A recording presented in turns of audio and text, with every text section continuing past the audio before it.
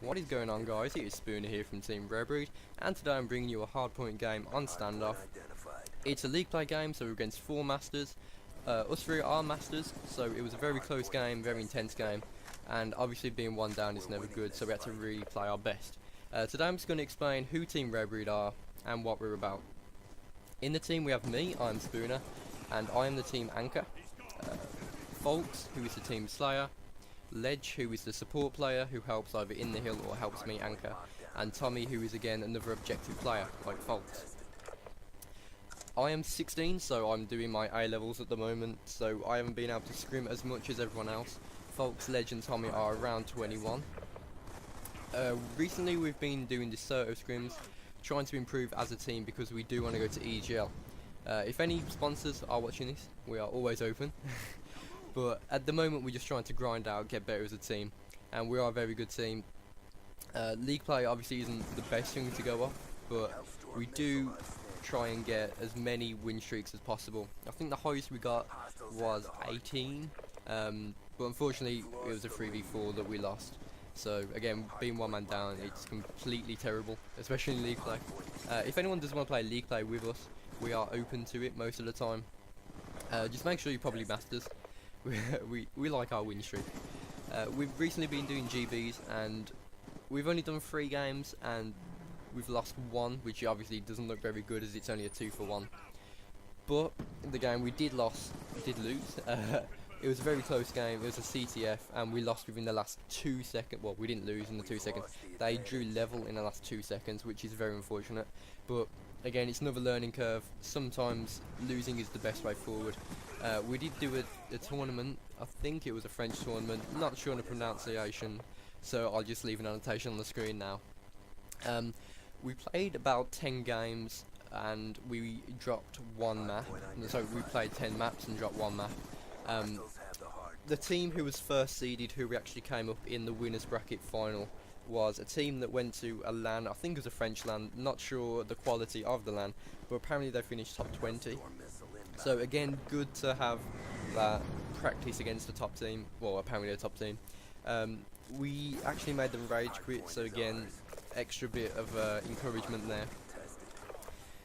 We also, in a deserto scrim, played Avengers, which if you don't know who they are, it's Gotaga's little brother's team. And we beat them, which is pretty good. I think they went to I'm pretty sure they went to Skyland and beat I think it was a pickup team that had Swanee in it, I'm not sure, but they're a good team, a very good team, French team, and we actually beat them. So that's again more encouragement. But we have a team stream, that's what you could say, a team stream on Twitch. So I'll leave a link to that and the team Twitter below. The team Twitter is usually for updates on the team, when we're going to be playing, when we're going to be streaming, if we're in any tournaments, and updates on the tournaments. If you want to follow us there, that would be really great. Now I'm just going to talk about the gameplay, because this is unfortunate we went 1 down. Obviously you never want to go 1 down in league, but as we are 1 down, we have to make the most of it. We don't like quitting games, because there's no point in quitting. You may as well at least try to get a win. And as you'll see at the end, it was very close. So as I'm usually the anchor, you'll notice I'm not playing anchor as much on this game when it does cut to me.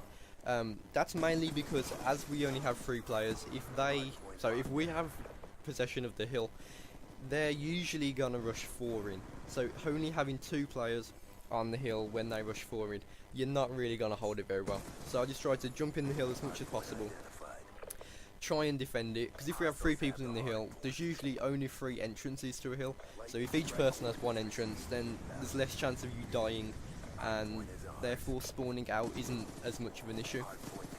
This middle hardpoint we actually held really well. Not sure we actually lost any time on the hardpoint in the middle, the first hardpoint. And especially as it's the most open one, the first hardpoint is usually the scrappy time. We actually held it really well and it was a really good start. The gun I'm using in this game, I believe, is the MA. I might switch the MSMC in a bit, because obviously at the moment we're only 10 points ahead, but I think we'd actually go behind a little bit. So I may switch to the MSMC because I need to jump in the hill a bit more. But usually use the M8. A lot of anchors use the FAL. If you didn't already know, the FAL has been banned for MLG play. and it looks like it may be banned for European gaming as well, which personally I hope it does, because I think it is too overpowered. It's way too accurate, that's like the main thing, and the close range, a 2-shot is just not fair. As you can see now, I'm using the M8, and it takes about 2 bursts, which is 8 bullets, and you cannot fire them as fast as the FAL. Like, there is literally no way to fire as fast as the FAL. If you have a decent trigger finger, you can shoot as many bullets as you want with the FAL. I think the cap rate is about the same as the SCAR, but even still, if it's 2 or 3 bullets to kill, it's not going to affect you that much. So I'm glad that they've took it out, at least until there's a patch or something of that nature. But if you are going to be an anchor, the main things to set up, to help you set up, is knowing the spawns. The spawns are the most important thing, and the easiest way to get a knowledge of the spawns is looking at a mini-map in theatre and just watching where your players are and where that causes the enemy to spawn.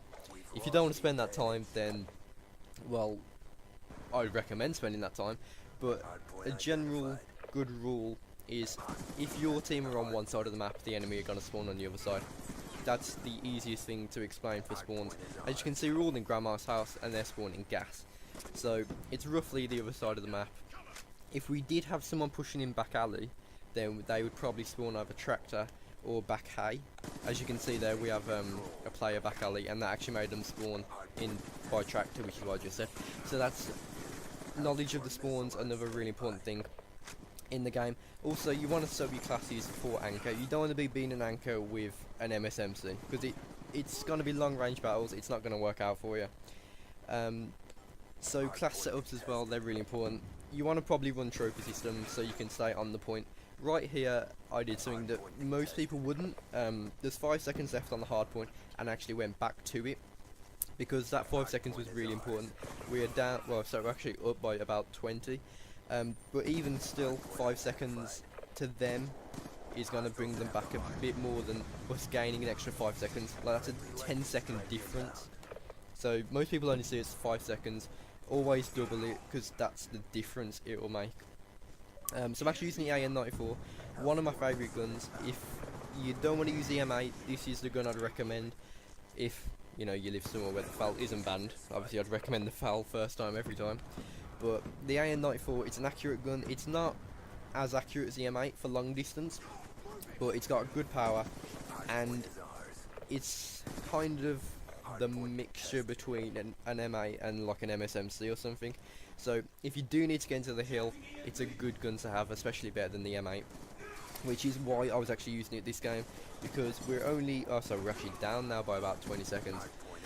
So getting in the hill was imperative here, and we go back to the middle hard point again, and this, as I said earlier, it's a hard point to hold, but if you can hold it, it's a really important time.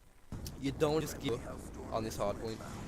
Obviously, the first hard point is never as important as one of the last ones, but I've been in many games where it's been 2 or 3 seconds as the difference between winning and losing, and it just constantly makes you think, if I give up these 3 seconds, will it screw us over at the end of the game?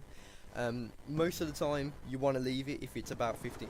For an anchor, you want to be rotating at about 20 seconds, depending on which hardpoint it is.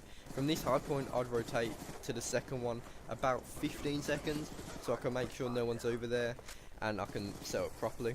Folks saved my ass here a couple of times. That was a really good play from him. I am using the MSMC here, as you can see. But yeah, 15 seconds is about when you want to rotate. From the second hardpoint to the third hardpoint, I'd give yourself about 20 or 25 seconds, because it's obviously a bigger distance. So you just got to think about when you've got to rotate as an anchor, and where you have to go to hold spawns, because you don't want to just rush straight down the middle, because you're going to die and you're going to spawn back, and you're just going to waste time. So here we had to hold out really hard. There's 20 seconds left, and we're only ahead by about 10 seconds.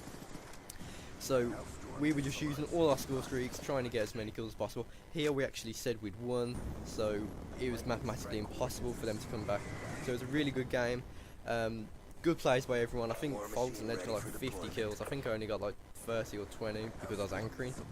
Not only because I was anchoring, I wasn't playing as well as them. But yeah, it was a really good game. well players to the team. I hope you follow us on Twitter, and I'll hopefully see you tomorrow or whenever I next commentate a video.